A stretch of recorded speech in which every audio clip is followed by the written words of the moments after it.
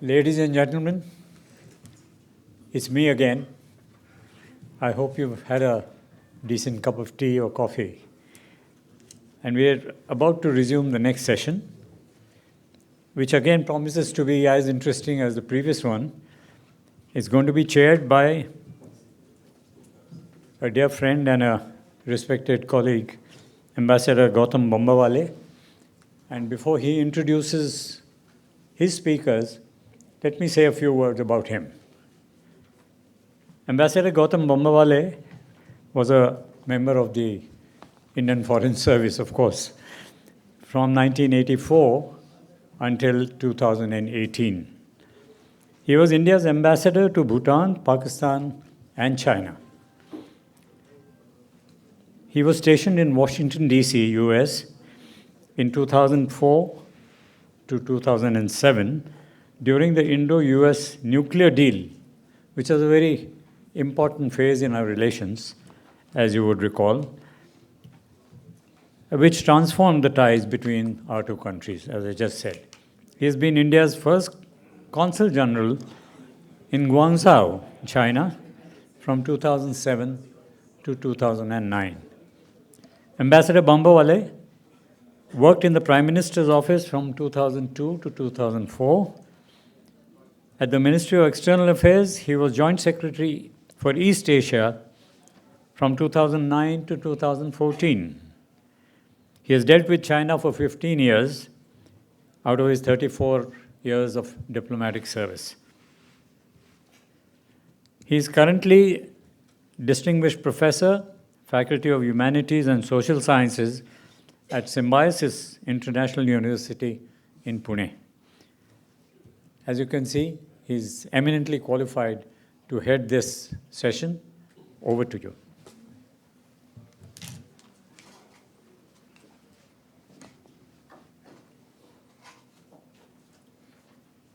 Thank you very much, General Patankar, and great pleasure to be at this Pune Dialogue on National Security for 2022.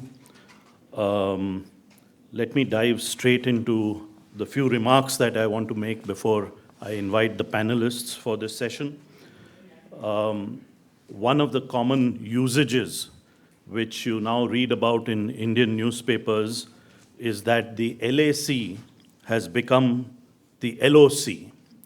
And one of our earlier speakers also referred to this. And basically what it means is that the line of actual control between India and China has become similar to the line of control between India and Pakistan, meaning that there are large numbers of troops which have been positioned in forward areas, that there is some kind of conflict from time to time across both these lines.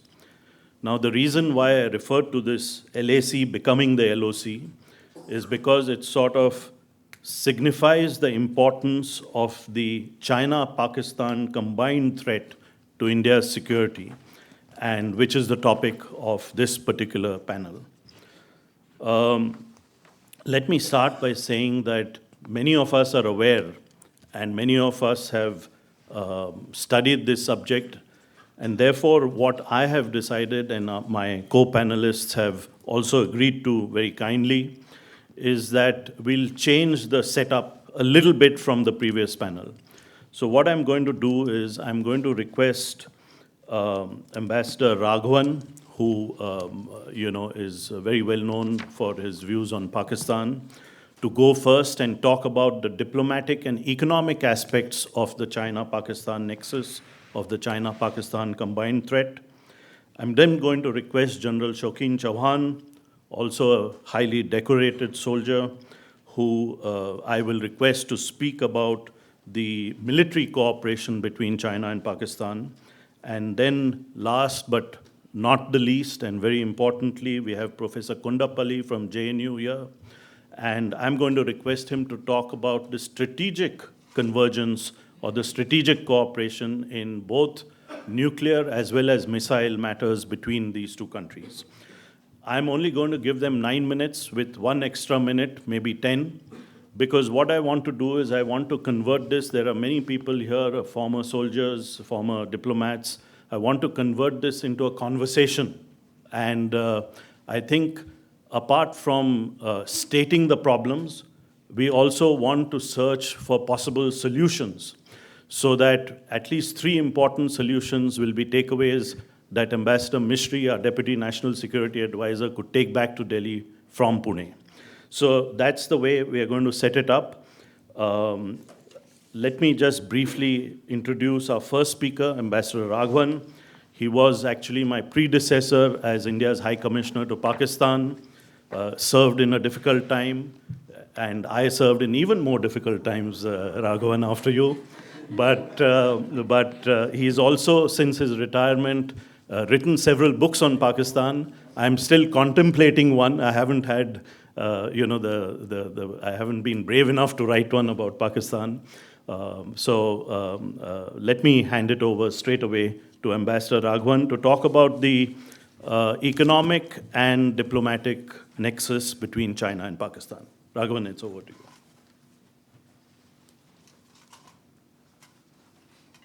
Thank you very much, Gautam, and may I begin by thanking Dr. Mishalkar and Dr. Kelkar for having invited me to this conference, and Lieutenant General Patankar, ladies and gentlemen. Let me begin by stating something which is quite obvious, that we have adversarial relations with both Pakistan and with China. But it is useful to remember that our adversarial relations with both these countries predate the idea of this China-Pakistan axis.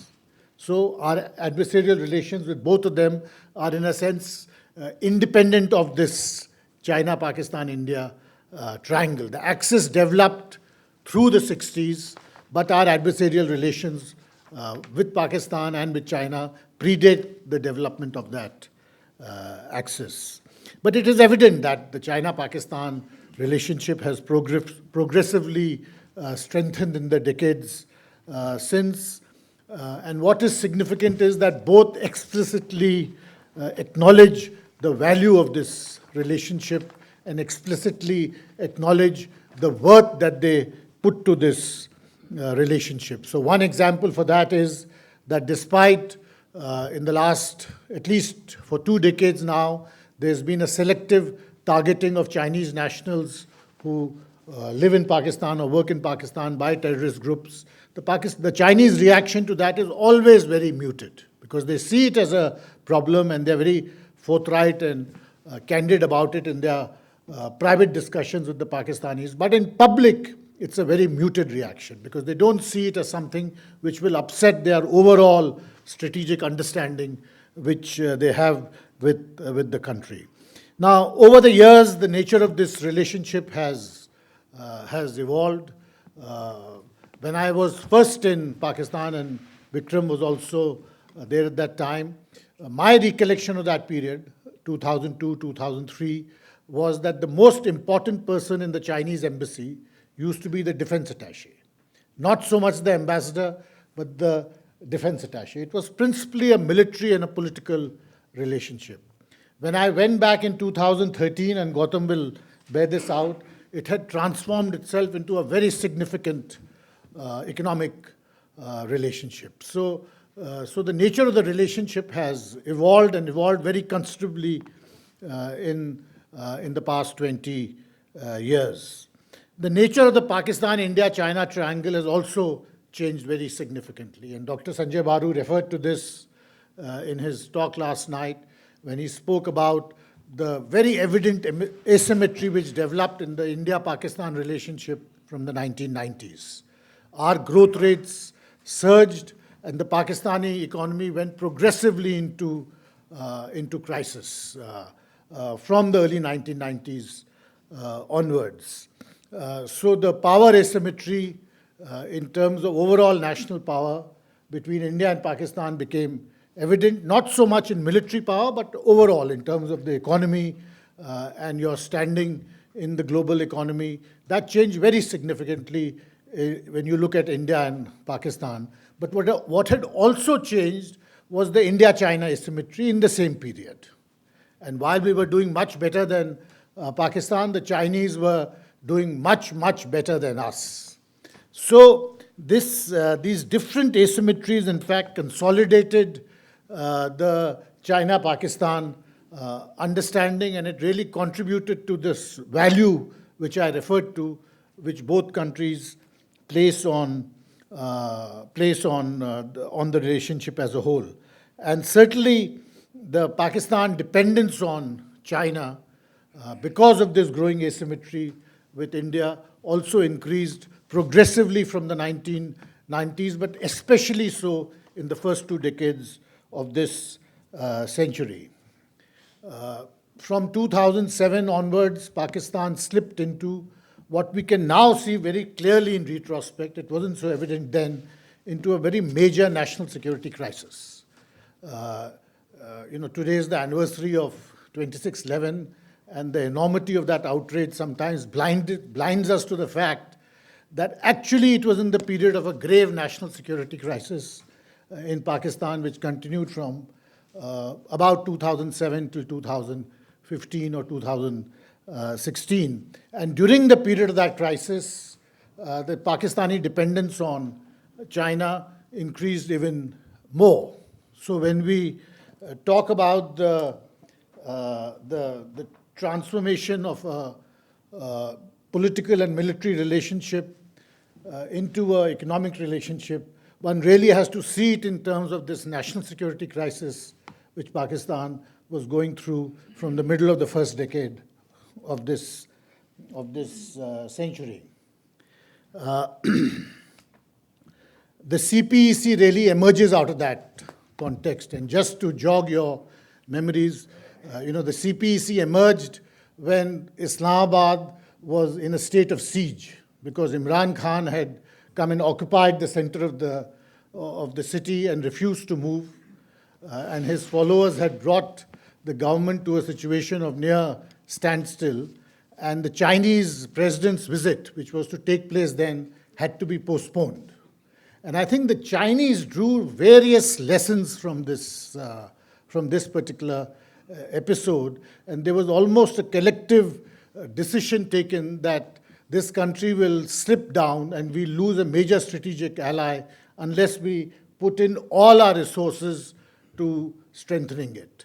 So the China-Pakistan economic corridor really emerged out of that kind of thinking. To my mind, it was originally not so much designed with India in view or with any other larger strategic picture in view, except that to save a major and critical ally from going under. Now, there are many issues to cover on this, but I know you've restricted us to 10 minutes, so I'll be very brief and sum up what I think are the main takeaways. I think, and especially when we look at it in terms of policy, I think issues with Pakistan and China are not simple ones. And while Vikram was correct when he said that in Pakistan there's a deep hardwiring of an anti-India position in their system, but the issues themselves are not simple. There is no easy solution. We are not dealing with border issues. It's normally termed a border issue or a LAC issue or a cartographic delineation of the line of actual control issue, but it's actually much more than that, because you have major territorial disputes, and the territorial disputes are tied up with identity questions. So there's no simple tactical solution to either of these relationships, and it's something which we have to live with for a very, very long period of time. So when we think about this in longer terms, what is it that we have to keep in mind? I'll mention just 2 points which I think are important from a policy perspective. And the first is that I think we have to avoid rushing into, because of this adversarial framework, there's a natural tendency to rush into the realm of what I call the self-fulfilling prophecy, which is that there is a two-front situation upon us, and therefore we have to bring down the shutters and go into a state of siege. I think there is a real risk of a self-fulfilling prophecy, and then your analysis gets subject to a confirmation bias. Now, the idea of meetings such as this is to be provocative, but I think this two-front idea has deeply ingrained itself into our strategic thinking, and because of that, we often overlook contrarian evidence. And let me throw out one idea, or one point which I often make just for discussion's sake, that in the middle of this major crisis with China on the line of actual control since the Galwan incident, at that time we also had a very active line of control. There were numerous ceasefire violations, progressively higher caliber weapons were being used by both sides. And in the midst of that, how is it that a ceasefire with Pakistan was established and then has held quite successfully for over a year and a half?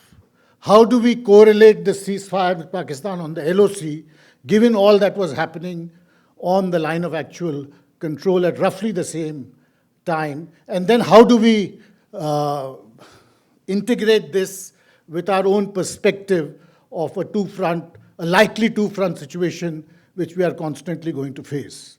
I think we have to keep these considerations in mind because, as I said, these three relationships are intrinsically adversarial, but because that is so, we should guard against going into the realm of what I call the self-fulfilling prophecy or the confirmation bias.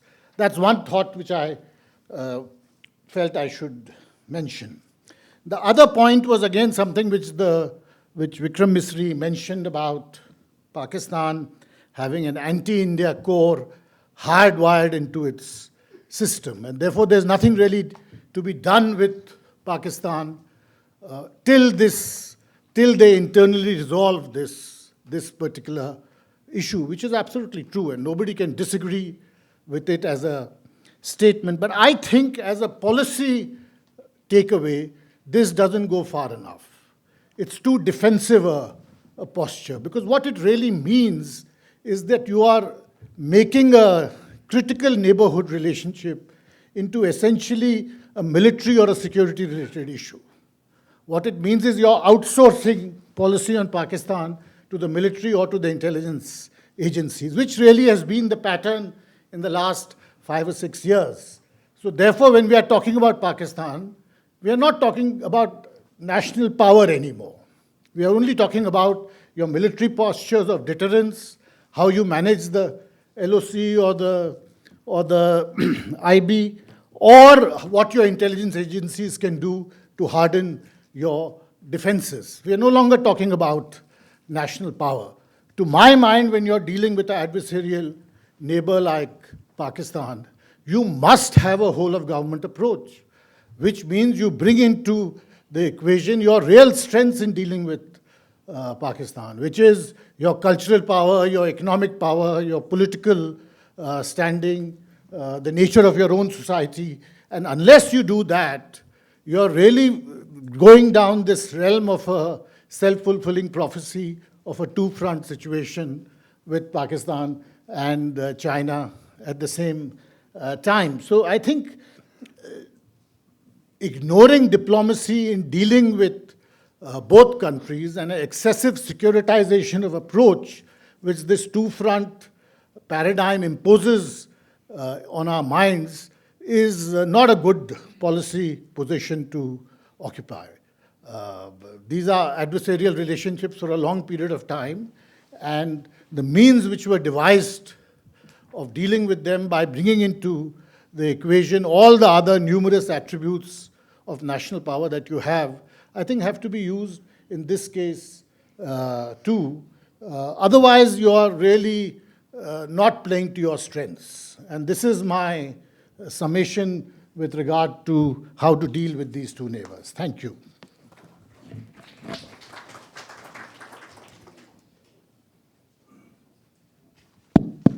Thank you very much, Raghavan. Plenty of food for thought there. Let me now call upon Lieutenant General Shokin Chauhan to address this issue from a military perspective. He's a highly decorated soldier. He was chairman of the Ceasefire Monitoring Group in August 2018. He was the Director General of Assam Rifles. He was India's defense attaché in Nepal at the Indian Embassy there some years back, 2004 to 7. You have his CV before you, but let me now hand over the floor to General Chauhan. Thank you, Ambassador Gautam. Firstly, good afternoon, ladies and gentlemen. I'm indeed honored to be a part of a panel and honored to be part of the PDNS, honored to be speaking here. And I'm aware of the collective knowledge of this house. Many in the audience have been my mentors, and I'm aware of what are the issues that actually come up when we start discussing something like a collusive threat. So I was wondering, how would we sort of start talking about the military when there is an economic situation, when there is a diplomatic situation. And I was also aware, deeply aware, Ambassador Raghavan, that it cannot just be a military problem. So let's just talk about what is the state of China and what is the state of Pakistan at the moment that we speak, and what is the kind of combat power that they can bring about when we discuss something like a collusive threat. I think the first thing you always talk about is your enemy. You always talk about what can he actually do before we decide on what we should be doing, really. So the first situation is that India's economic growth created some problems for us, especially along our very, very marginal and difficult communities. I'm speaking of the Northeast, speaking of Kashmir, and speaking of the illegal immigration, economic immigration that took place from Bangladesh, which created a problem for us because there were no jobs in Bangladesh and a lot of people had to come in. And similarly, Ambassador Mishri is here. I remember meeting him in Myanmar, where we also found a similar issue. A lot of people coming in either to trade or illegally, also to work illegally in India, with a large number of our insurgent groups having bases in Myanmar. So while a particular growth creates a problem for all of us, it also creates a problem for the marginal communities. Do they join us? Do they not join us? Are they susceptible to pressures from larger countries, from more successful countries? Those are the issues we must always keep in mind when we are discussing something like a collusive threat. So let's talk about Pakistan. Where is Pakistan today? We spoke about Imran Khan creating a very, very major problem in Pakistan, where the military simply couldn't solve the problem. You're talking of a resurgent Afghanistan, which is adversarial to Pakistan.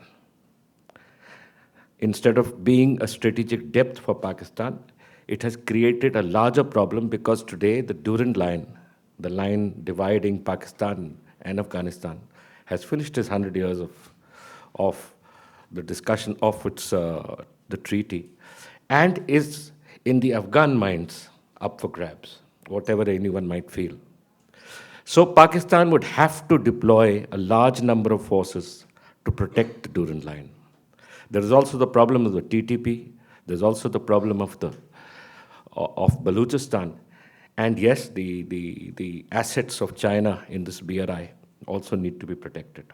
So all in all, if you were to look at the troops available, the troops to task, as we call it in an appreciation in Staff College, Pakistan, I feel, will not be able to bring about its complete combat abilities against us, at least in the next 5 to 10 years, because I don't see this issue changing in Pakistan at all. So the first thing we should look at is, if there is going to be a threat in Pakistan, where can it happen, how much would the troops be, and what kind of troops would be available to us, and can we do something to make sure that these troops that are available to Pakistan, the reserve formations, can they be deployed somewhere else? So that the combat ratios that Pakistan would come back to us on, or come back to plan any kind of assistance in a collusive threat, would fairly reduce. Similarly, let's talk about China. China has been recently articulating the Taiwan battleground. It's obvious that after their Ladakh encounters with us, they realized that there are no easy solutions in Ladakh, and maybe there's an easy solution in Taiwan. So if China is to plan something with Taiwan, a large amount of its forces will be arrayed against China. She's also facing an uncertain situation in the South China Sea. She has an adversarial relationship with all the littoral countries along the South China Sea. And all that will ensure, with Japan and Australia and India and the US forming the Quad, for whatever reason, Quad may be an overhyped organization at the present moment, but it's still a threat. Japan has decided to militarize, which can, if you look at history, create a very, very big problem for China. So when you look at a collusive threat and you look at the fact that what can be arrayed against us, I would say maybe 1/3 of the forces that are in Pakistan and 1/3 of the forces that are in China would probably be available for any kind of such misadventure. So we looked at the troops. Now let's talk of the threat as such. When did the Indian Army or the Indian Armed Forces start articulating this collusive threat? Ambassador Raghavan spoke about the fact that we must look at others. But yes, we also have to make sure that we're prepared. So by the early 2000s, this issue that China and Pakistan could act together started coming up in our discussions, in our SAN models, especially in the dual task formations that India has. And we started talking about the fact that what if this were to happen? Cut to February 2008, the Defense Ministry articulated this by telling us that we should be prepared for a two-front war in their directions, the strategic directions that were given to the army. This was February 2009, where they told us that we should be prepared, and we should be prepared to stock for 30 days intense battle and 60 days of normal battle. That meant a very large amount of stocking that had to take place in the Indian Army. That has now since reduced down to 15 days, which is a manageable number at the present moment, because our capability to stock and capability to keep these stocks is extremely difficult. I'm sure my military friends will agree to that. And because of that, we had a very large number of accidents while stocking ammunition. So when this was articulated, let's go down to what late General Bipin Rawat, our CDS, said. He said that we should be prepared for a two-front war. We should be prepared to fight. And we should be prepared to use the thought process of, if there's a collusion between Pakistan and China, then there has to be a very strong deterrent against Pakistan. And we have to use the process of dissuasion against China. Whether dissuasion was by our diplomatic role, by our whole of country role, or did we have the capability to prevent China from coming into a battle if it has been initiated by Pakistan? And similarly, did we have the capability of preventing Pakistan from interfering if China was to plan a misadventure against us? And you're right, Ambassador Raghavan, when there was the Galwan incident, we did find a change in the line of control in the Pakistani attitude, but slowly Pakistan realized that they were simply not ready, and they had enough problems of their own, and therefore decided to sue for a ceasefire along the line of control. But what should not change is their intent. Their capabilities might change after 5 years. Their intent of being competitors to us, adversarial competitors to us, will not change. I will obey Ambassador Gautam and finish my short talk just now, and I shall wait for your questions. Thank you. Thank you very much, General Chauhan. And let me now turn to our third, but also not the least, speaker, Professor Srikant Kondapalli, Professor in Chinese Studies at Jawaharlal Nehru University, Honorary Fellow at Institute of Chinese Studies, many books to his credit. Professor Kondapalli, the floor is yours. Thank you, Ambassador Bambawale. Good afternoon to you all, and let me thank the organizers for the invite. It's indeed a privilege to be part of this Pune dialogue on national security. Since the chair has asked about the broader picture and how it is going to impact on India's security, national security, the China-Pakistan WMD cooperation, in that context, let me flag a few points. First, the broader picture includes changes made by the United States for the INF Treaty, ABM Treaty. A host of these things were happening since Bush administration. So the nuclear order has a certain bearing with all these. While the START one was relatively progressive, the START 2 really did not contribute much for these CBMs and reduction in forces.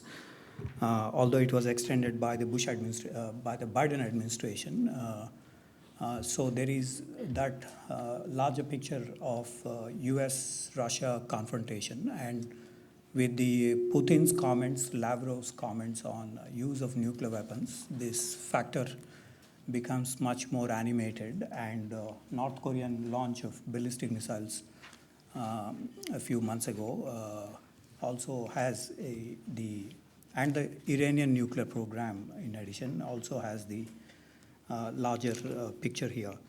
But the traditional nuclear order is also changing with new technologies coming in. We have the BMD. India deployed the BMD. China deployed the BMD. You have the South Koreans deploying the THAAD system, Terminal High Altitude Air Defense System. You have many other countries with short-range ballistic missiles, Taiwan included, Japan, Korea, and a host of others have included in this. So there is the BMD system playing a bigger role in terms of knocking off deterrence. The second factor is the Russian attempts, the American attempts, the Chinese attempts on the hypersonic glide vehicle technologies. This also has some implications for the emerging nuclear order in the sense of putting a lot of pressures on this strategic deterrence capabilities.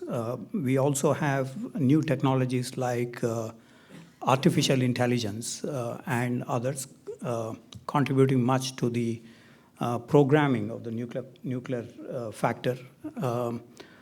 In fact, last 2-3 decades, after the 1995-96 last nuclear test by China, they have conducted more of the laboratory-related tests, computerized tests, and introducing a lot of AI, machine learning, and other factors in the nuclear issues. So this is one which, of course, has resonances in Pakistan as well in terms of elevating their own capabilities in this AI-related aspects.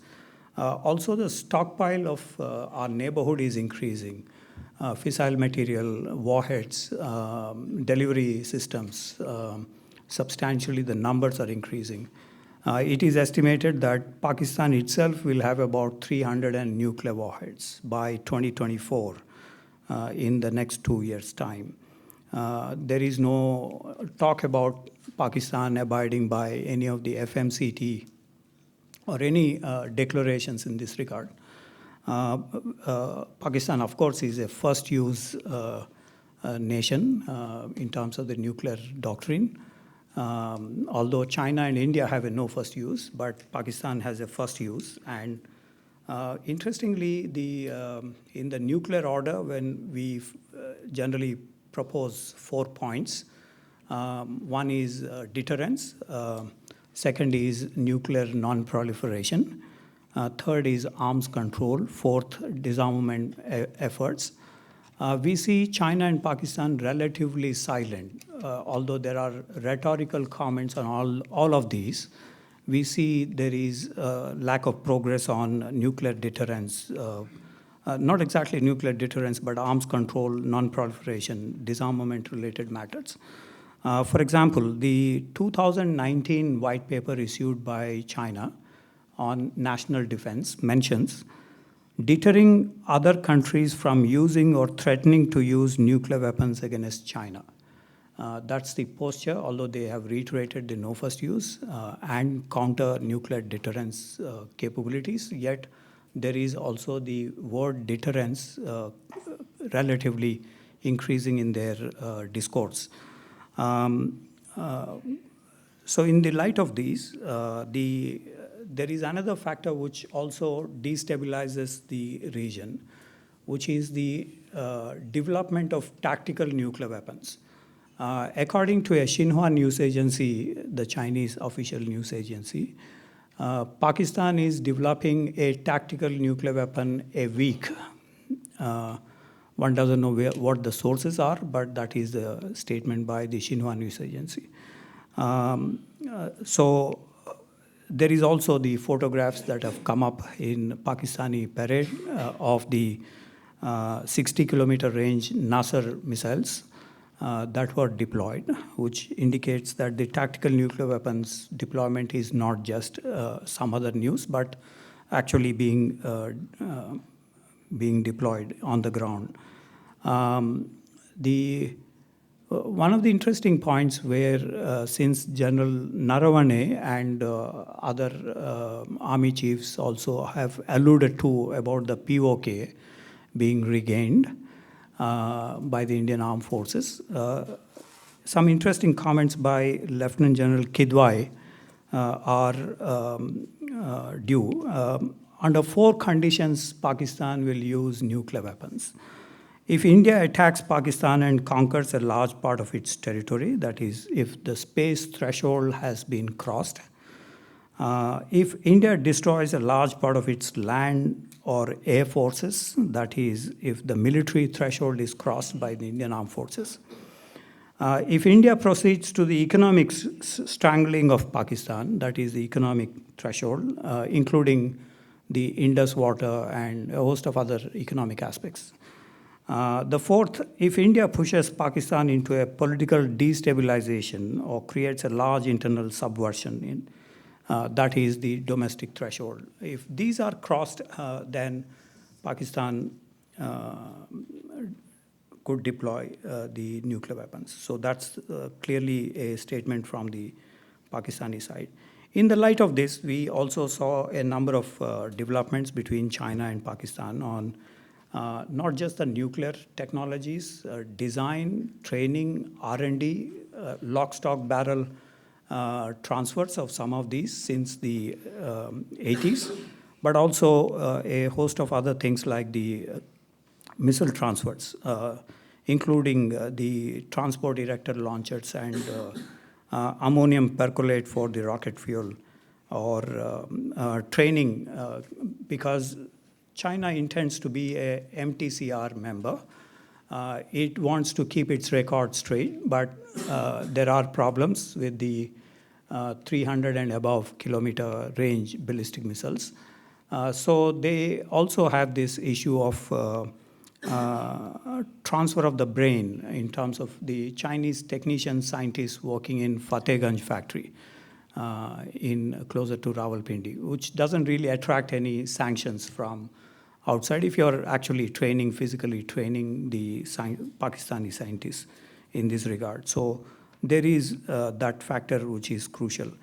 So the audience knows well about those transfers, including the M11s, the Shaheen 1, Shaheen 2, Shaheen 3, Hatf series, M9 missile systems, Gauri, and various others, either one or other missile systems. Many Chinese companies were actually proscribed or even sanctioned since the Clinton administration, but it is always a 2 steps back forward and 1 step backward, as the US congressional reports have indicated in this context. CPMIEC, the China Precision Metals Import-Export Corporation, is involved. Substantial evidence in this regard of supplying solid fuel for the M11 missile systems. China Nuclear Energy Industrial Corporation and the 5,000 ring magnets that were transferred at that point of time. China National Nuclear Corporation involved. Wuhan, Sanqing, Wuhan, the place where the virus came, transferring the transport erector launchers, and one could see those photographs, space photographs of these TELs moving across the POK through the Karakoram passes. And also the uranium mining that has begun since September last year. So in this context, the new technologies provision by China is very important, especially in terms of the artificial intelligence assistance, and also a lot of missile tracking radars that were provided for the past 2 to 3 years by China to Pakistan. That is an important factor. So what are the implications of all of these? Essentially, as the white paper of the 2019 white paper of China suggests, to deterring other countries from attacking. And one of the factors here is, of course, to further beef up the Pakistani nuclear ballistic missile program. So balancing is clearly a word that the Chinese have been utilizing extensively in this WMD transfers. But most important for us is the arms transfer that has come about, including in the fissile material production, in the warheads, in the most important in thinking about launch on warning, launch under attack, these provisions, as a number of these have come about in the recent times. So this is the mind game that has begun. Deterrence has begun among the 3 countries, China, India, Pakistan. And that is more important than the physical arms race that has happened in terms of deployment of all these new systems, or additional silos and others that have come up. So I do agree that there is, since General Deepak Kapoor's time, as General Chauhan mentioned, there is the 2-front war under the nuclear threshold. Many scenarios have been built in terms of how Pakistan could escalate by either tactical nuclear weapon usage or by other provocations in this regard. So there is a factor here that needs to be looked at. As we were discussing, there are these BMDs that have come about, ballistic missile defense systems, new hypersonic glide vehicles. The DRDO is also making a lot of preparation. It was mentioned that dissuading China would resolve this problem of China not supporting Pakistani WMD program. So since long we had deterring Pakistan, dissuading China as a principle in our negotiations, and MEA had strategic dialogues prior to the Galwan incident. And out of 45 minutes or so, 1 minute is spent on whether India should be part of the IAEA, NSG, and other, or if nuclear disarmament issues could be discussed with China. China hardly spent any time on those, simply saying, you haven't signed the NPT and you are proscribed under the 1172 resolution in the Security Council, so we will not discuss with you anything related to the nuclear factor. So dissuading China really did not work so far, and it is time then, as a policy suggestion, to go for deterring Pakistan and deterring China. DRDO has already made those preparations, the canisterization of the missile systems, BMD systems, and others. And so from that point of view, I think we need to relook at dissuading China, as so far we have done. That is not working, and so that is where, in order to cope up with this new arms race and also the changes in the launch on warning, launch under attack issues, we need to relook at this issue extensively. Thank you. Thank you very much, Professor Kondapalli. So I would only like to highlight that, we should also import into this discussion 2 points from the earlier panel. One is, of course, what was mentioned about Chinese influence operations. So obviously there are Chinese influence operations in India. We don't have a report on it, but I believe in Australia they have a report on Chinese influence operations in that country. We have the Consul General of Australia from Mumbai here, I believe, and we will request some inputs on what Australia faces as influence operations from China so that we can also take some lessons from that. The other important aspect, of course, is, the answer to a lot of these questions about how India should take or how India should face up to the challenge of China-Pakistan nexus, or China-Pakistan axis, is to, of course, improve our economic security, to improve the size and increase the size of our economy, increase GDP, per capita GDP also. But so I'm now going to open it up to a larger discussion. As all our speakers have said, there is plenty of experience in this room. Let me try to focus our discussion on what should India be doing about this China-Pakistan nexus. And there were some things that Ambassador Raghavan mentioned about how the ceasefire along the LOC was revived recently and has held since then. So one of the things, Ambassador Raghavan, and I'd like you to address this question, is that, to break this nexus, you need to break the China-Pakistan, tight embrace. Do you think there's a possibility at all of India being able to do it? Not immediately, but over a longer period of time. What do you think should be the way we approach this whole issue? Should we have backdoor diplomacy, quiet diplomacy? Should we have front door diplomacy? Or should we, have a very strong military posture which could bring this about? So let me throw the floor to you first, Ambassador Raghavan, and then we'll go to questions and comments. I don't want questions, I want comments, ideas, suggestions on this whole China-Pak nexus. Ambassador Raghavan. Thank you. For a start, we sometimes, I think, assume that there's something malign or something unique about the China-Pakistan nexus.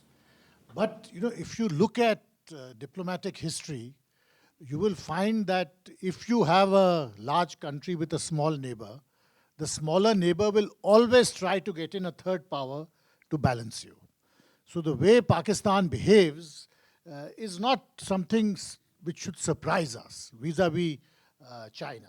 Similarly, if you have a country which has adversarial relations for various reasons with two others, it is natural that the two others will have a strong nexus. So when you ask how do we break this nexus, I don't think it's possible for us to break this nexus, because it is a given that because of the adversarial framework in which your relations are constructed, you have to live with this and you have to manage it. You have to deal with it. Now, question is, how do you deal with it? And my point simply is, I don't think we should, it's very important that militaries plan for the worst. But it's equally important that there are people who hope for the best. So we shouldn't end up just planning for the worst, because that will lead you down to the track of the self-fulfilling prophecy or confirmation bias. And which is why I think that the ceasefire timing is important, because at that time our expectation would have been that the Chinese and the Pakistanis are going to get together and mount as much pressure on us as is possible. So why did the Pakistanis agree? Yes, certainly they were under pain. We were causing them a lot of pain, but they were also causing us pain, and the ceasefire did help us also.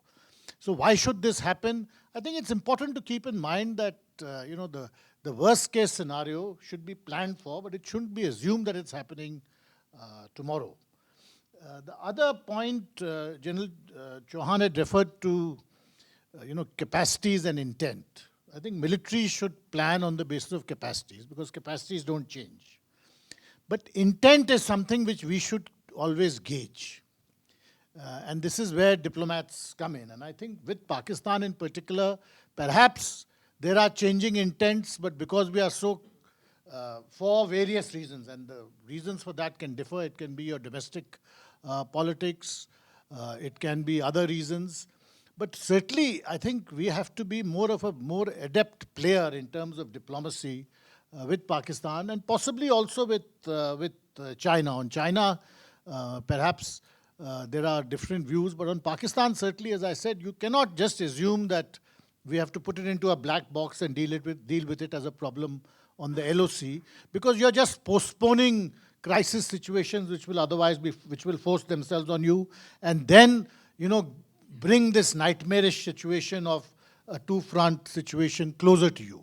Your aim should be to prevent that from happening by whatever means you can use. Hello.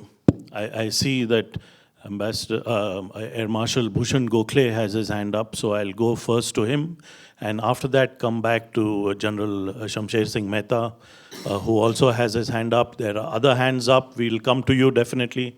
We have left enough time for discussion. We want all of you to contribute to this. As I said, my personal objective, and I think PIC's objective, is that Deputy National Security Advisor, Ambassador Mishri, should be able to take away at least 3 important and implementable suggestions from this room today. Thank you. Thank you, Gautam. This is Air Marshal Gokhale. My question is about the tactical nuclear weapons of Pakistan and also the biological chemical issues. Because the smaller depth that Pakistan has, firstly, where do they store all these 300 and increasing numbers of weapons? If they are dismantled, fine, but containerized tactical nuclear weapons is something which worries. Because if it gets into the radicalized armed forces that we hear of and possibly into the wrong hands, it's a worry. And so is the case with BNC, the biological chemical. While both are signatories and they claim to have destroyed, there are reports from Manohar Parrikar Institute that China has got something like 45 laboratories working. There is also the suspicion about the Chinese in Wuhan virus. So I would like the panelists to please address this as to what actually is the threat and how would India want to react to it. I think we can take each question at, stand alone. We don't need to bunch up the questions. We have enough time. Professor Kondapalli, I was wondering if you could start off, and then if the other panelists have any further inputs, they're most welcome to talk about this question. Thank you for that question. I think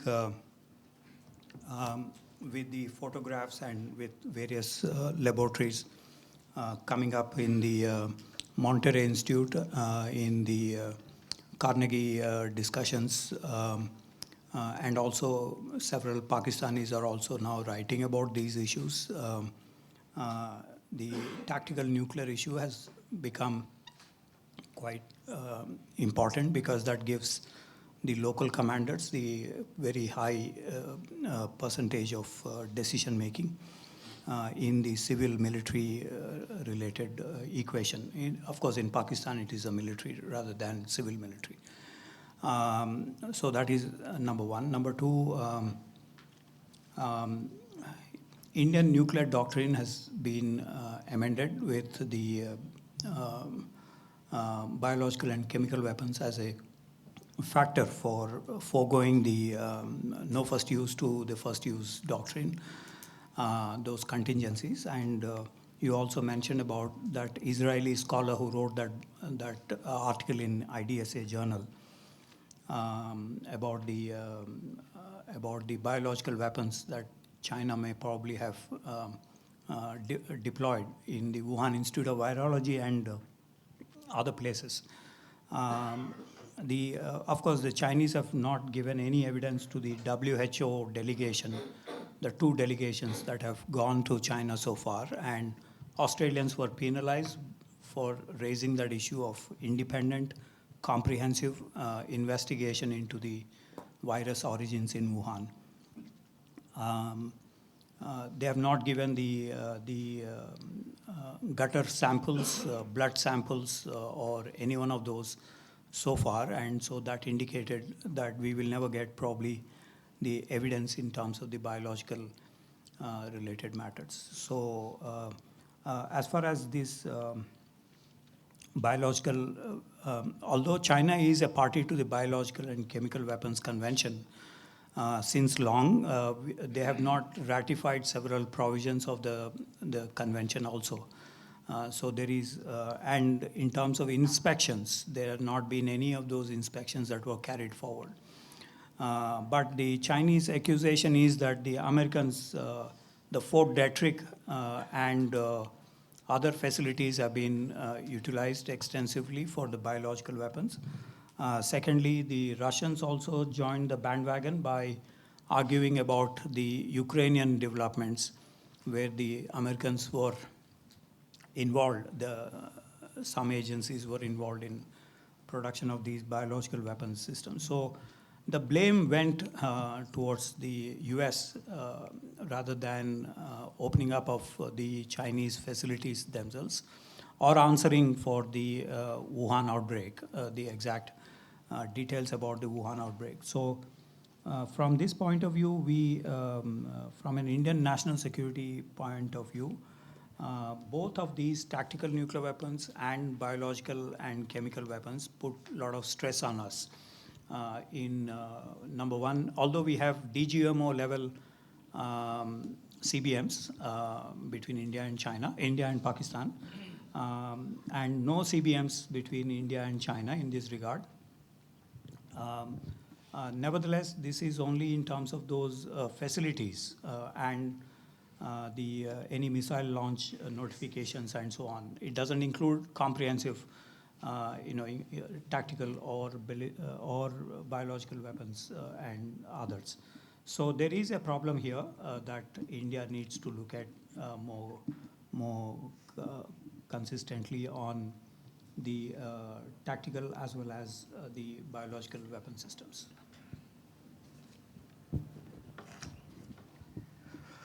Sir, I will also respond.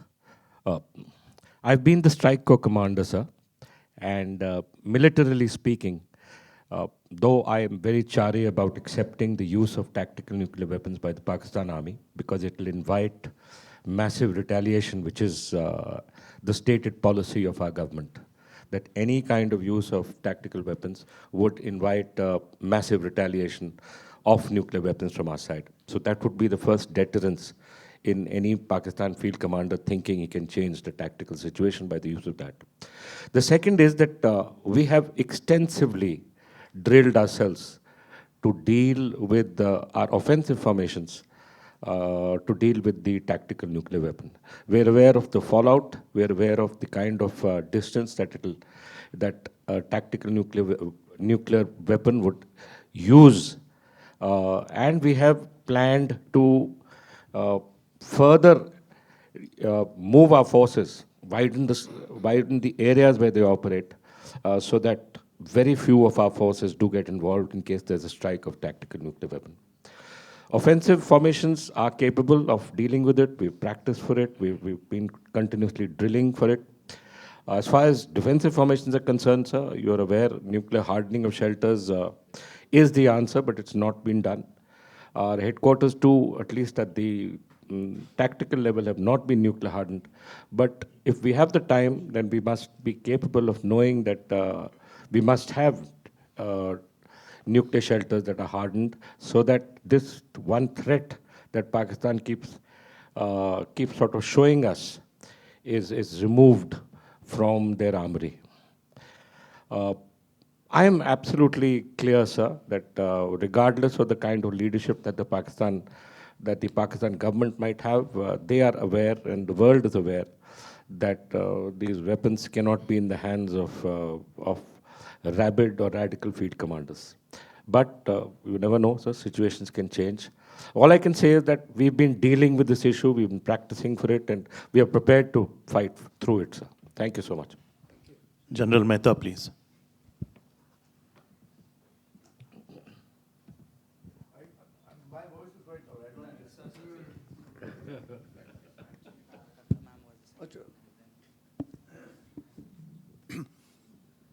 Yeah, my question is, why is it necessary for a country that wishes to be 25 years down the road on the pole to talk of a two-front war? Let me explain. If Gautam, as you're saying, we are going to have 8% growth, or we should have 8% growth, year on year on year on year, when will we stop worrying about war? The moment you start talking about a two-front growth or two-front adversary, then you're concentrating only on the two fronts. I think we are, as a country, if you want to be our size in 2047, which is 100 years of our birth, we are going to have a five-front war. Technology, economy, political, diplomatic, and climate change. In an attempt to fight these five fronts, we will take care of these two fronts. Why do we limit ourselves unless it is a requirement of budgetary allocation because there's a two-front war? I mean, this is ridiculous. Comprehensive national power cannot talk CNP on one side and two-front on the other side. We are fighting a five-front war. We will be our own size in 2047. In between now and 2047, let's cut out the two front and make it one front and a proxy, one front and no proxy, half a front because we are rising.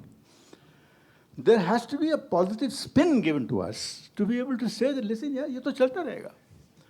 Now, there are two statements that have been made in the recent past which gives a thought to what I'm talking about. Our Prime Minister has said we are a status quo power. What is Pakistan worried about? Our Raksha Mantri has said nuclear weapons are not for war fighting. What is TNW meant for? The moment a man cannot handle with you in one dimension that is conventional, he went second dimension by saying, I have a TNW. A nuclear weapon is a nuclear weapon is a nuclear weapon, it doesn't matter on size. So, Mr. Saab, if we change the dialectics of the debate, if we change the lexicon of the nuclear grammar, we will get out of this tyrant that we have stuck around our neck of a two-front war. Your comments. So are you trying to say that our best defense policy or our best foreign policy is 8% GDP growth per annum for the next 25 years? Yeah, that's it. And to do that, you have to move in five spaces. Okay. So I wonder if any of the panelists, would like to react to General Mehta, or if you have anything that you'd like to say. If not, we can move to the next speaker. Thank you for your inputs. Would any of you, Raghavan, would you like to say something? No, I don't think anyone can disagree that the best, not just foreign, but any policy which you can have is 8% growth for 20 years. So I think that goes without saying. But in the real world, you cannot assume that your economic growth will take care of all problems. I mean, just like you will have domestic issues which just economic growth does not take care of. Dr. Sanjay Baru yesterday referred to distribution and so on. Similarly, on your external front, regardless of how much you grow, it doesn't mean that others are going to remain stationary. I mean, just like we have strategic thinkers in India, there are strategic thinkers in Pakistan and China too, who are monitoring what you're doing.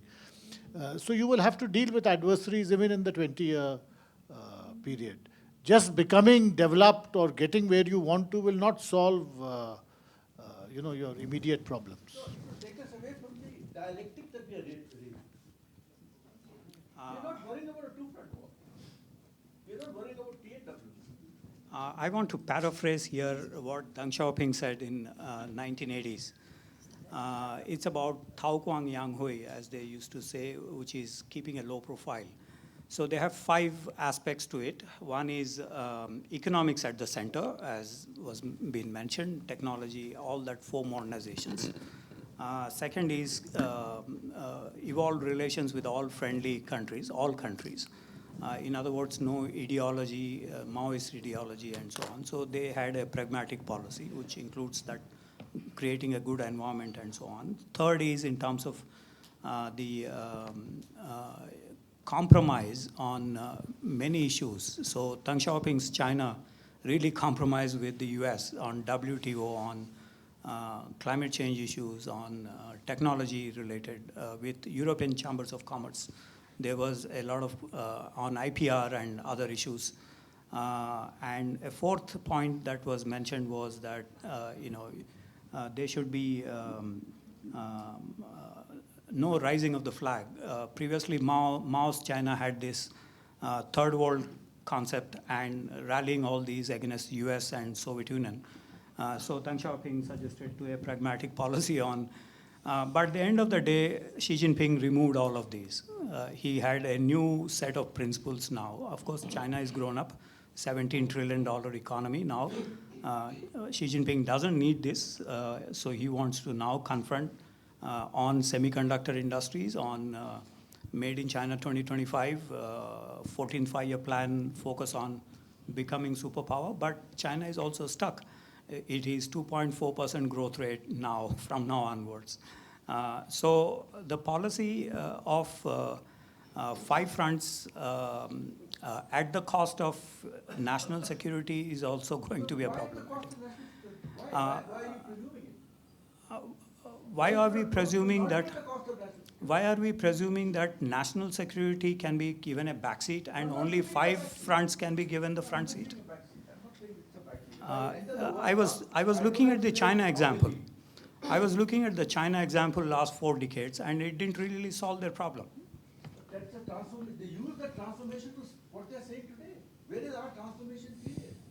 There was still the transformation in 5 years. We are still 5th largest economy in the world. No, thank you both, and thank you all for your inputs. There are 2 hands which were up there in the middle of the room, so let me please start with the hands in the middle. I think Dr. Tarakarta, and then there was another hand, yes, no, behind you, I can't see, yes, Mr. Kotwal. So we'll take both your questions or your comments, and then we'll move on. Okay, I'm just going according to what Ambassador Bambawale said at the beginning of the session, that we should come forward with something. Yes, absolutely. Thank you for restating that. So I want to agree entirely with what he had said on Pakistan. Pakistan, China, that embrace that you talked of. External balancing, you cannot deny them. They will continue to do. You can offer an alternative. That is, if you were to open up, and this is something they are interested in, if you were to open up trade corridors across Pakistan, Afghanistan, into Central Asia, it will not replace CPEC, but it reduces dependency. And believe me, there are a lot of Pakistanis who are extremely uneasy about their dependence on China. That is one. Second thing is, once we did Article 370, the J&K of Maharajas of the time has disappeared. It's no longer there. No, I'm going to really put my head on the block here. If Pakistan is allowed to, of course, with suitable noises from our side, to absorb POK and Gilgit-Baltistan into its territory, your objections to CPEC disappears. Would you then like to join part of it as an economic enterprise? Because at one stroke, you take away the basis of enmity with Pakistan. I'm aware that I'm really sort of stretching my head out here. The third thing is, let's not look at this in nationalistic terms. I'm looking at it in what it is now. What the problems we're facing now is acute. I'll come to that later. Third is, final, Ukraine lessons for me. Again, I'm really sort of compressing things here, is that maybe it's time you drew some nuclear red lines of your own. I'll stop there. Thank you. Mr. Kotwal, please. This is more or less in line with what the earlier question was. There are 2 questions. One is a very small and focused one on the possibility of Pakistan, Turkey coming together for the drones. What will be the impact on India? That's a very narrow question. But the other one is for Ambassador Raghavan. In fact, in keeping with his thinking that we must change the way we are dealing with Pakistan, have we lost a great opportunity in the recent past when Pakistan faced a huge, humongous problem of climate change, which caused havoc in that country? It also had a negative impact on the economy. Could India have taken a little more, a broader approach in that particular scenario, rather than treating Pakistan as an enemy? How can we really go forward? Although some statements were made, but in real terms, probably we could have used this opportunity and built a different kind of relationship with Pakistan, possibly. Thank you. So let's answer those questions. Raghavan, if you could go first on the last question. And then I'd request Professor Kondapalli on the question of nuclear red lines, lessons from Ukraine. I don't want to talk about allowing Pakistan to absorb POK, because if we go into that, we'll go well into our lunchtime and far beyond that. So let me not open up that can of worms. We have noted it down, Dr. Karta, but we are not going to go in that direction, please. So let's open it up. And General Chauhan, of course, if you have any reactions to any of the points made so far, please go ahead. Well, on did we miss our opportunity, it's very difficult to say. I think the Prime Minister made some suggestions, and they were not really reciprocated at all. And the current situation in Pakistan was such that, accepting Indian aid would have been like accepting kryptonite. So I don't think it was an opportunity which was missed. But in general, I think with Pakistan, we constrain our policy options by not looking more at the economy, at other areas such as climate change, social issues, etc. And while none of them is going to be easy to do, and I don't have any unrealistic expectations that trade can move mountains in India-Pakistan relations, but the fact is that whatever can be done should be attempted, because those are our natural strengths. To my mind, the Pakistani military is most comfortable when dealing with you on the LOC alone. If you widen the debate, you are setting it. And that really should be your attempt, not with any unrealistic expectations that you can go into Central Asia. It will never happen. Just like Pakistani trucks, we'll never allow to go to Nepal. They'll never allow Indian trucks to go to Central Asia. It's unrealistic. There's one consignment which went across Pakistan to Central Asia. No, from Pakistan to Central Asia. No, from us, perhaps one, it went to Afghanistan, where they allowed wheat. But it's not a realistic situation till overall political relations improve. But you have certain leverages because you have certain surplus capacities in trade, and you should use it. It's not going to solve all your problems. Nothing is going to solve all your problems. But it's a lever which you should be prepared to use. Similarly with culture, I mean, you're a cultural hegemon in Pakistan. Nobody recognizes it, but it's an unpaid card which you don't use. The point is that when you have an adversarial relationship, you should use whatever instruments you have, while remaining cognizant that they'll only work up to a point. On the cultural side, I'll just share with everyone that when I had followed you, Raghavan, one of the things the Pak government did was to ban Indian films. But then when they banned Indian films, all the theaters were running on empty. And therefore, it was the distributors within Pakistan who forced their own government to undo the ban, allow Indian films to be shown. And so we do have some leverage from the cultural side also. Professor Kondapalli, please. On the red lines in the nuclear domain, I think Putin's threat to use nuclear weapons in Ukraine has really opened up the Pandora's box. But if you have to put up red lines in the India, China, Pakistan context, this is going to be, if it is going to be an explicit, like a nuclear kind of review in the Indian Parliament, Indian security establishment, I think this is going to complicate further for us, because we see, as the Bloomberg reported, there was nearly 1,000 square kilometers of territory under the Chinese occupation now in Depsang Plains and other areas. If you believe in the Hindu, then it is about 300 square kilometers of territory. So it's somewhere in between 300 to 1,000 square kilometers. If you say a red line here, you have an overwhelming response also from China. The red line here doesn't really work. So should we state this openly? We in a nuclear doctrine posture paper, or we leave it hanging. Likewise, in the case of China, in the case of Pakistan, POK and other areas. The third scenario is Chinese deploying 36,000 security guards in POK in the hydroelectricity projects and other areas, from Karakoram Pass to all across in the CPEC projects. So if you say a red line here, then also you have an issue to tackle with. Do you want to say this explicitly? Do you want to say this in an implicit manner? That's also a discussion that we need to. So I think the costs for us are higher if you have to state that in red lines. But Anand Sharma, when he was the commerce minister, he said if Chinese are investing in CPEC, they should also come and invest in Kashmir. But that is, the Congress policy which has no resonances later on. Just, may I say something? Yeah. Sir, you had spoken about the drones and their survivability. Recently, the air chief in a talk covered the survivability of the drone. If you notice, sir, the drones came up as this magic weapon during the Azerbaijan-Armenian war, whereas Azerbaijan using the drones and Armenians not having the capability to prevent these drones being used.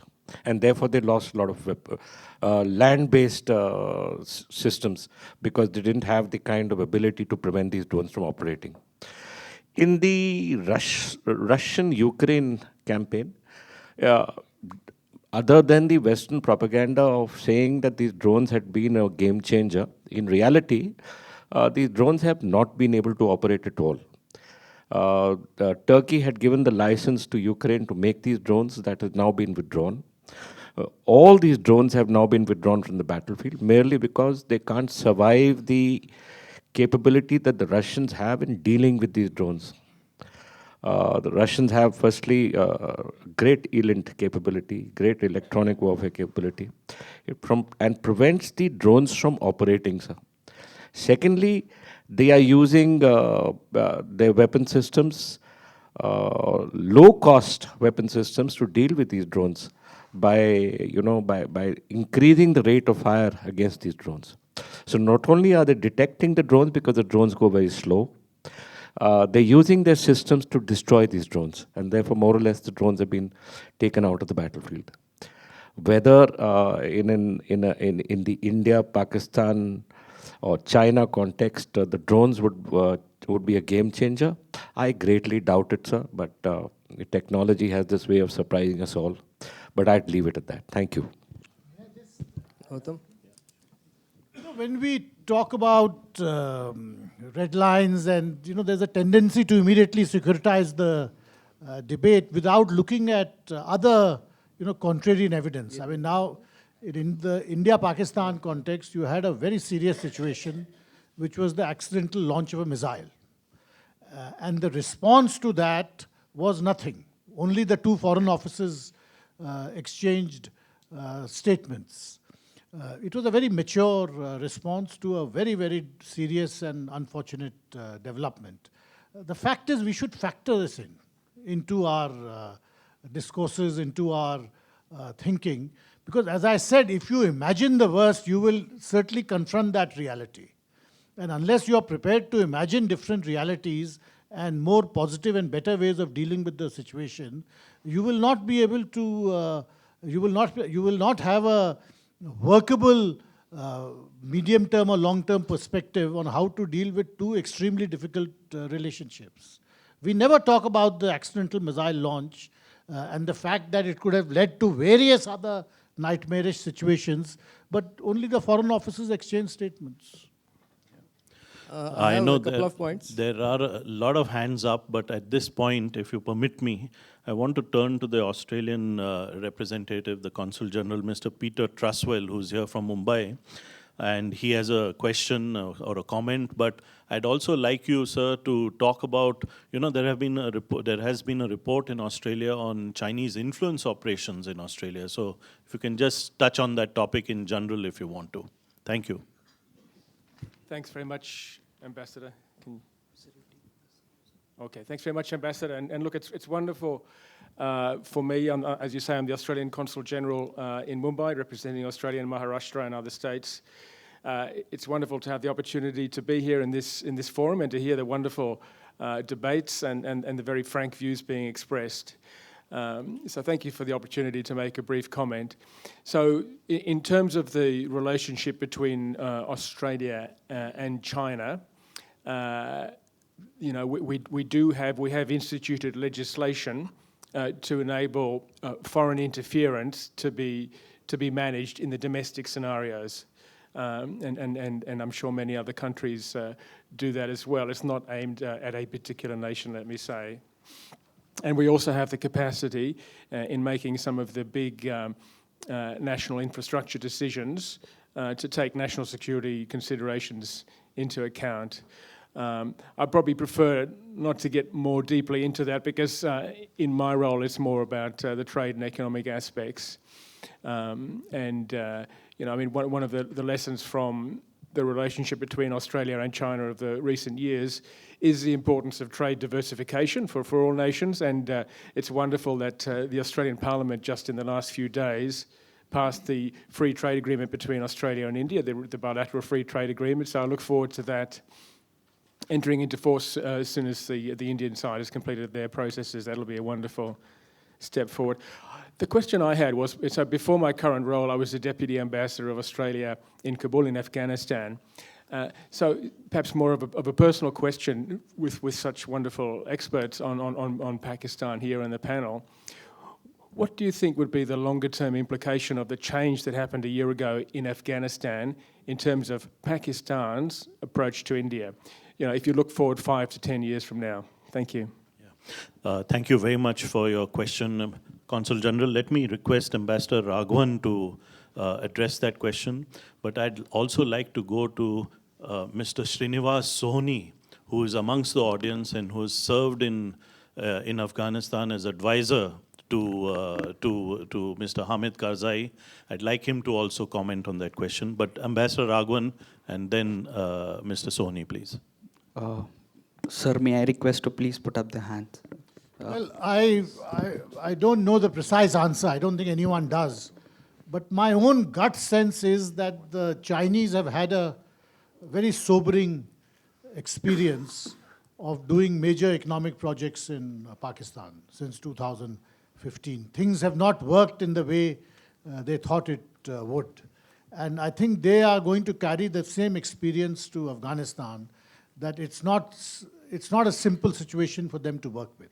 They're in an environment they don't understand, and things don't work according to the plans they make. So I don't think there's going to be any floodgates of Chinese involvement in Afghanistan, which will suddenly materially change the situation there.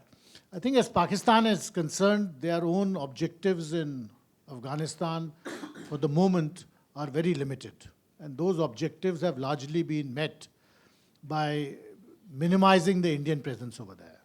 Because that ended what was a strategic nightmare for them, that you have the Indians sitting on our head. And once they've achieved that, they're quite happy with the situation. I don't think the Durand Line issue or any other issue is a major concern. It may be a minor irritant, but it's not a major concern. The overwhelming senses of relief that the Indians are out of Afghanistan. Mr. Sohni, please.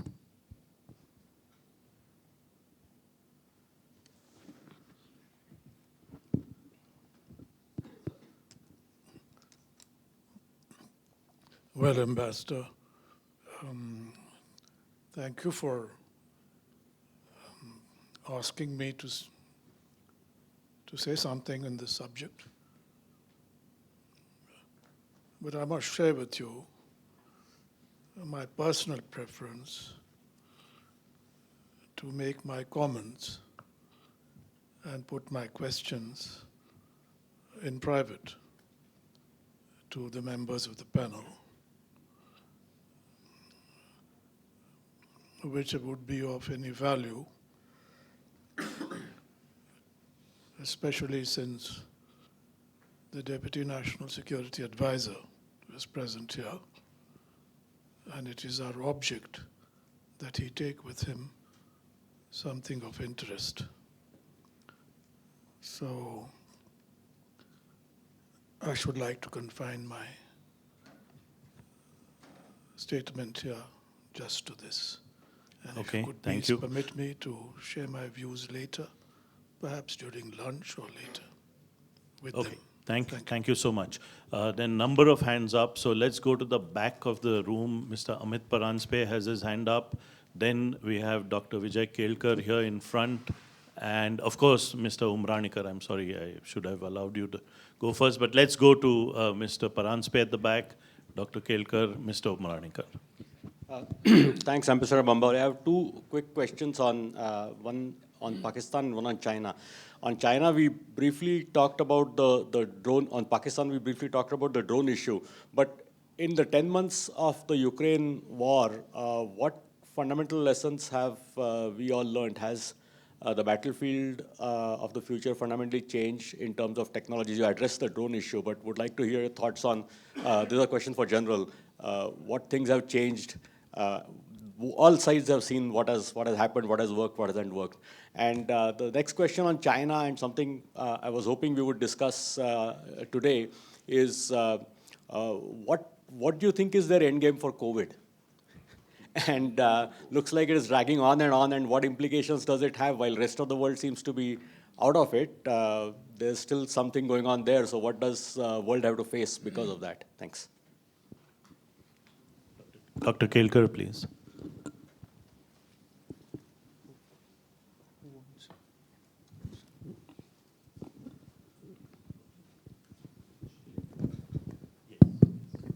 No, thank you, Mr. Chairman. I just want to share, maybe it could be dated information, but still may be of interest, particularly to our colleague from Delhi. The Pakistan has been under the fund IMF for last 2 decades or more. So essentially, fund presence is what really keeps them alive. And when I used to be on the fund, the India's director, the Pakistan interest in fund are looked after Iranian, because they don't have their own independent directors. Now, Iranian, at least that time, his observation to me was, more than once I talked to him, he said, Vijay, believe you me, the nuclear system of Pakistan is under fully US control. The autonomy of Pakistan, to that time at least, is an exercise in nuclear options are very, very limited unless they have almost veto power with Americans. So I thought I'll just mention that.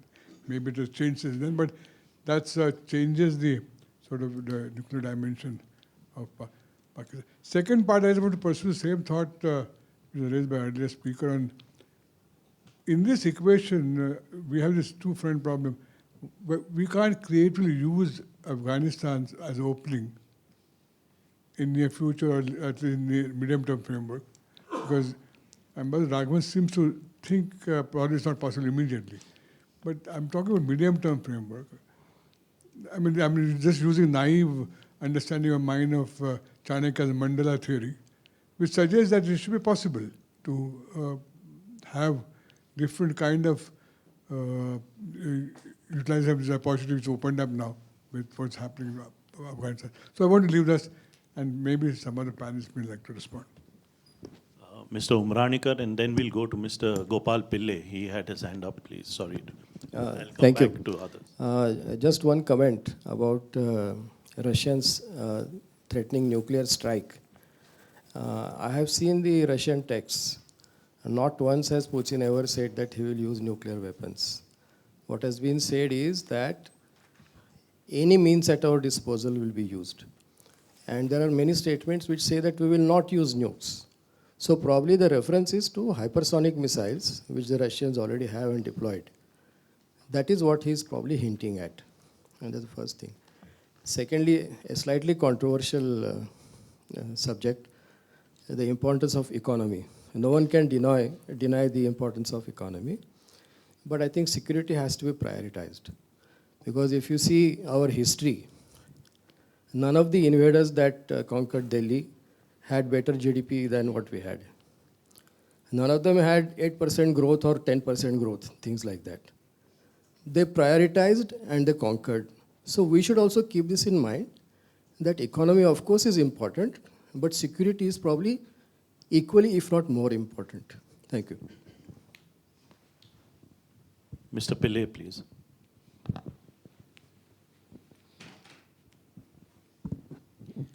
See, I agree with what Tara mentioned about the economic corridor, the trade corridor, the cultural, the soft power, because we had earlier where, lots of young boys and girls from Pakistan used to come and spend weeks in places in India. And this sort of thing does help. But I just wanted a recollection. I don't know whether, when I was in Pakistan and they said that, we always talk about the army being, they were hardwired anti-India. But I remember then TGFT telling me that all the land on either side of the Wagah border between that to Lahore has been bought up by the army. And they are looking at some point of time, I don't know what the time has arrived, where they see a future when that border gets opened up to make really a killing with all the malls and five-star hotels when Indians will flock to see Lahore. And that will be a huge economic boost to Pakistan. So keep that that option open always. Let's take a few more questions and then we'll come back to our speakers. There was a hand up there at the back, the gentleman and then the lady, then we'll come in front. Yes, please. The question is that the GDP is an outcome of the investment done on the armed forces. So my question is that why our naval forces should take more than several decades to get the proper submarines? Why army should take more decades to get a better gun than the Bofors? And why Air Force should strive to have a 42 squadrons to fight to two-front war? So whatever we have discussed here, the challenge is that why our decision making is so sturdy to face the prevailing situation.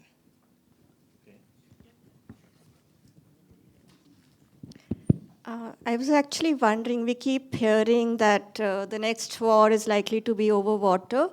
So I was wondering if the esteemed panel could address how much does river sharing, river channeling, or river damming comes into the picture, and where does Tibet stand in the process as well?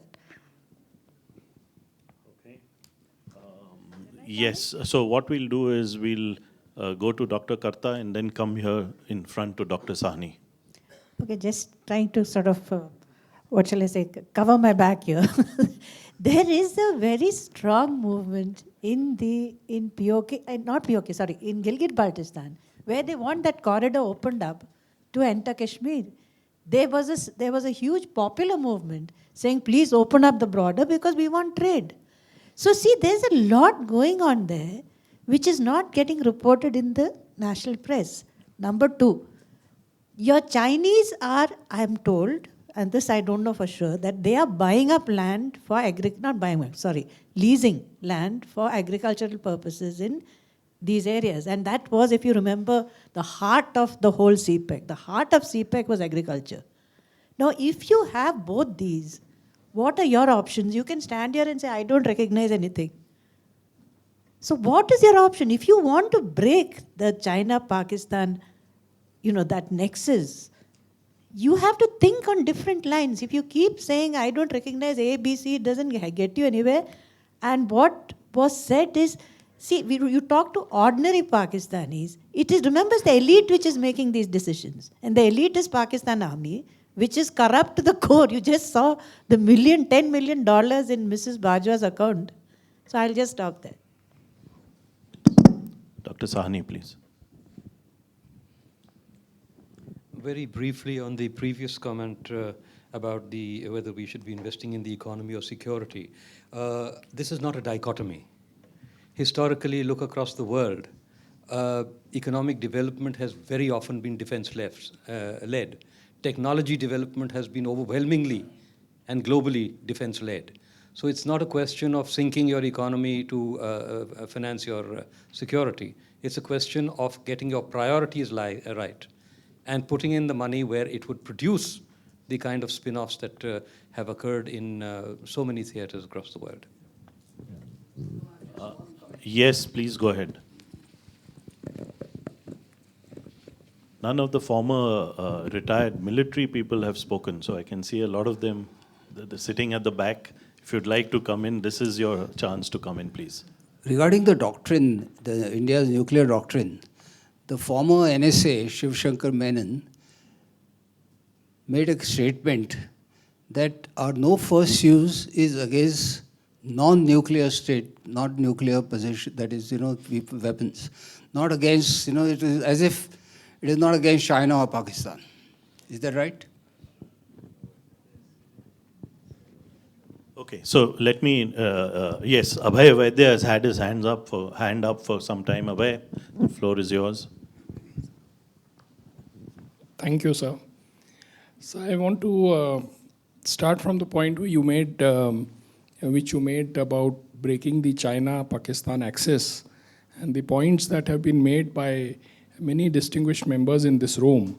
Now, the perspective that I want to offer is that the problem with Pakistan, India's problem with Pakistan is primarily the problem with the military, not with the people. The people of Pakistan have great admiration for India and for India's achievements in the last 75 years, and the point that was just made about leveraging our soft power. And the point that Dr. Tarakarta made about POK. Now, isn't LOC as a permanent border between India and Pakistan a realistic solution to the Kashmir dispute? Is it in our interest to keep this problem as a festering wound for another 75 years? So why is India as the bigger country and the bigger power not working towards a solution? I know that the Agra summit attempted something in this direction, but could the panel please throw light on this? Good. So what I'm now going to do is I'm going to turn back to our panelists. We have a few minutes left for this session.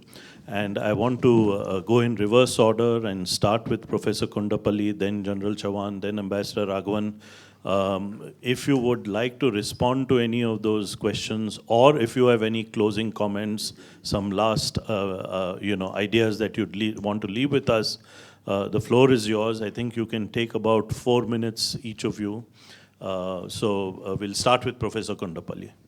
I will try to address the COVID situation endgame.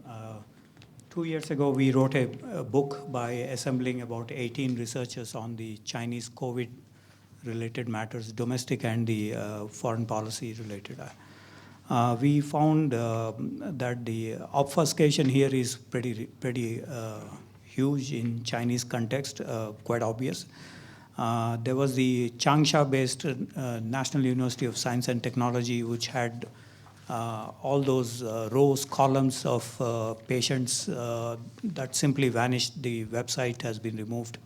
The pages have been removed. There are also other restrictions, and now the dynamic zero COVID, as they say, has been reiterated in the 20th Party Congress last month. And of course, 10 days ago, there was some relaxation in the dynamic zero COVID policy, but they also found the infections are rising.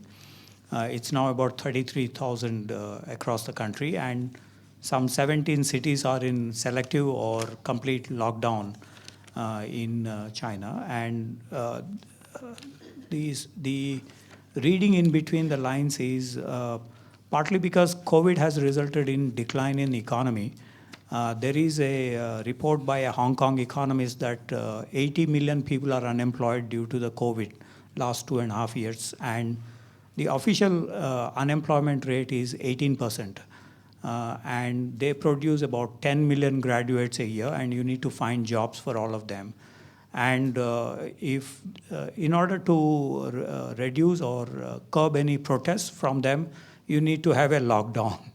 So this also serves the purpose of crowd control and other things. So this is one.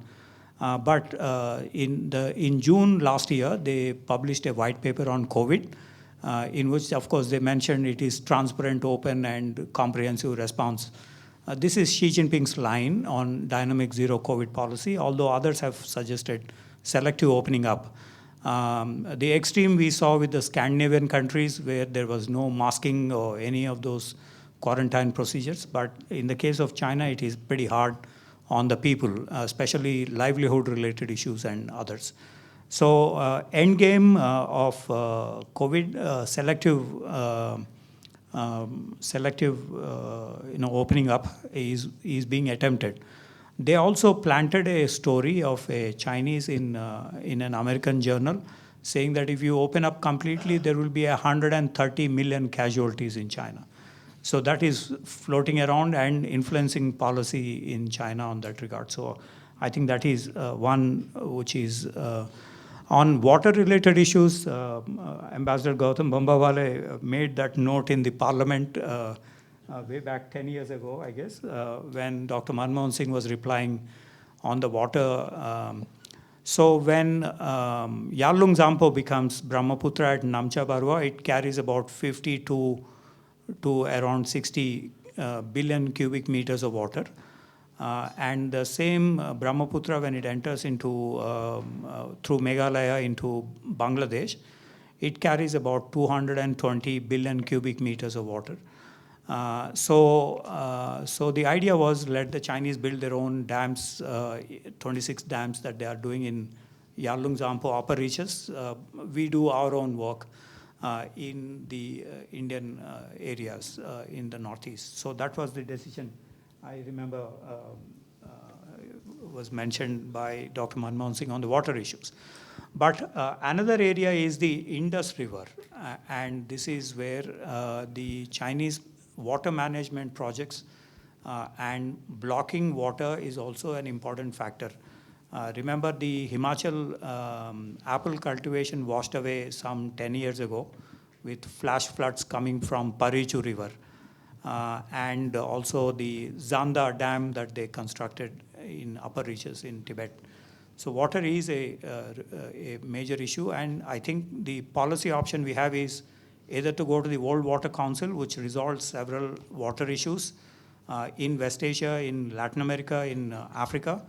But a big country like India may not be able to go to the World Water Council in terms of resolving this. The second is to nudge the Tibetans to raise that issue extensively in various climate change and other environment conferences and meetings. The third, of course, is to put pressure and create a multilateral lower riparian states association, Bangladesh and others, and see to it that these are not really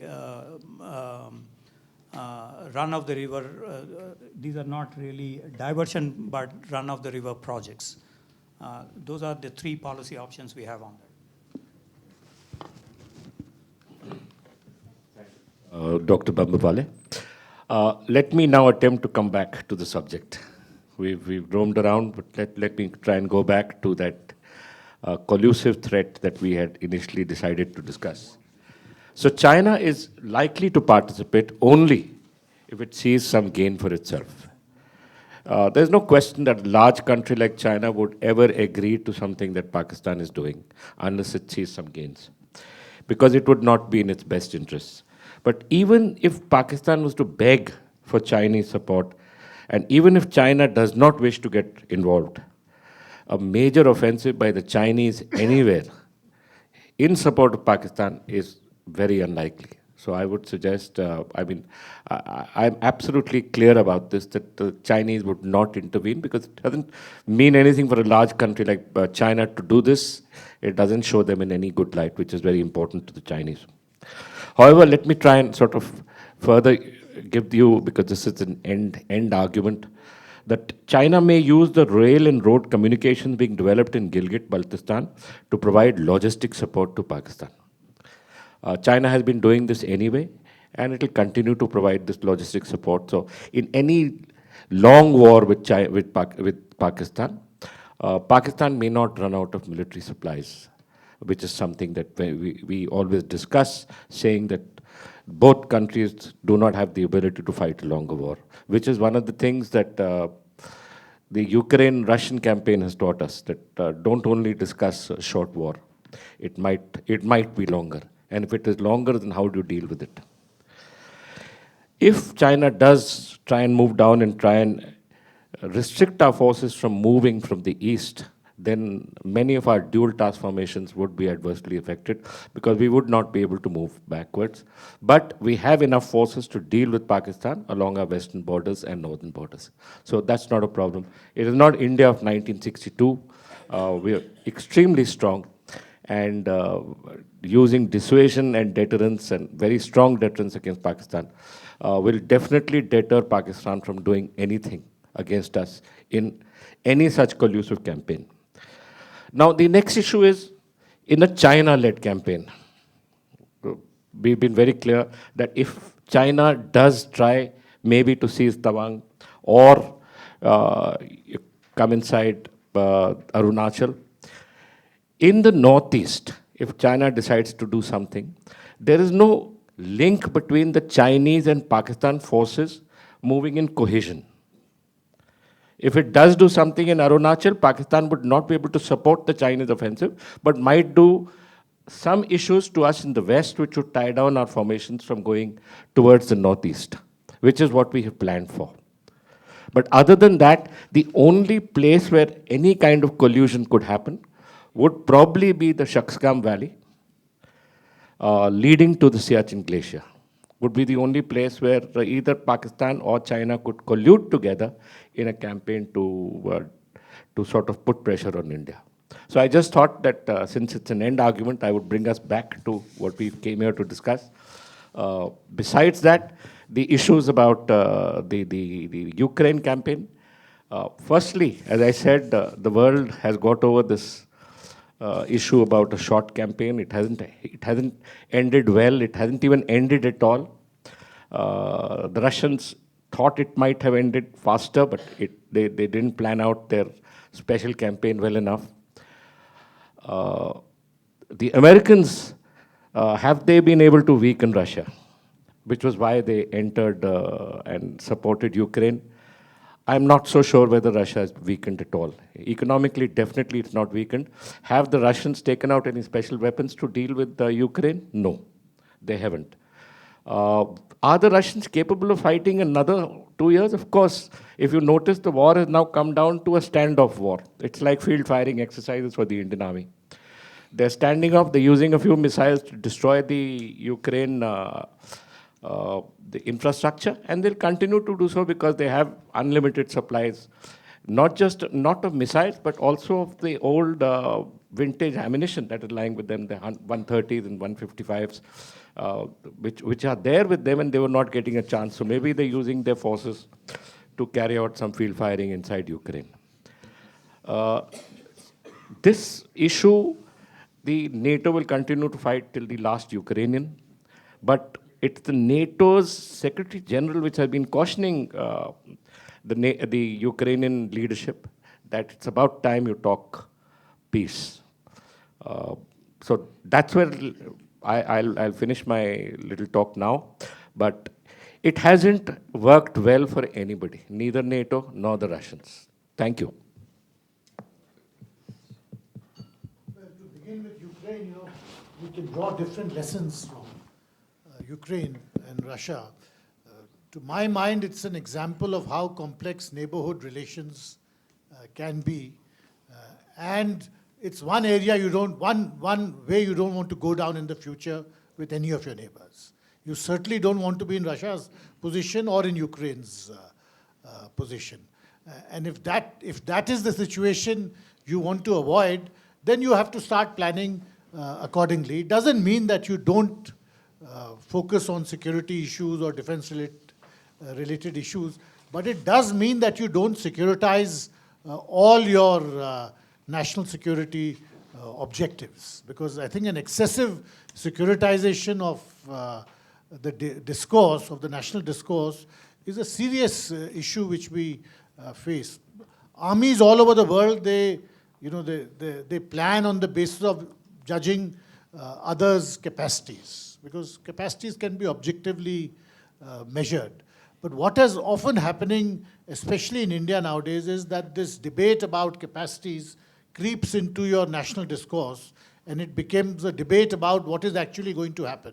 There's a difference between a defense planning exercise and an actual foreign policy situation. So you have a difficult neighborhood, you have to deal with it. One of our former foreign secretaries, Ambassador Rasgotra, he's on record as having said that, Pakistan is nothing as compared to dealing with Nepal. But you deal with Nepal, and you try not to securitize your debate beyond a point. The fact is, as I said, neighborhood relations are very complex, and this applies both to Pakistan and to China. So let me quickly try to come back to the 3 points which I wanted Ambassador Mishri to take back. Unfortunately, Vikram, I don't think any of them is really new, but I think the government should focus laser sharp on these 3. Point number 1, you said in your opening remarks and in your inaugural address that India must display strategic patience. It's a word that we like and used in the Pune International Center also. But this period of strategic patience over the next 10, 15, 20, 25 years must be utilized to ensure 8, 9, 10% GDP growth, so that the asymmetry between India and China plus Pakistan reduces. 8%, 9%, 10% GDP growth over 20, 25 years is our best defense policy, our best foreign policy. Point number 2, as you have more resources available, we need to keep our defenses up. Government must support the Make in India for defense equipment, as it has recently shown. A big firm in Pune has got a very big contract, and that is going to help them to make in India. Point number 3, I think there is consensus in this room that we must have a channel of communication open with Pakistan, even if that channel of communication is a quiet, behind the scenes, not so open to the public, and you would probably know more about that than we do. But I think those are 3 big takeaways. We'll of course drill down and go into some of the very minute discussions that we've had. But with that, General Patankar, I want to bring this session to a close. I hope we are not too late for lunch, but I hand the floor back to Shweta for her instructions on lunchtime, etc. Thank you very much, ladies and gentlemen, for participating.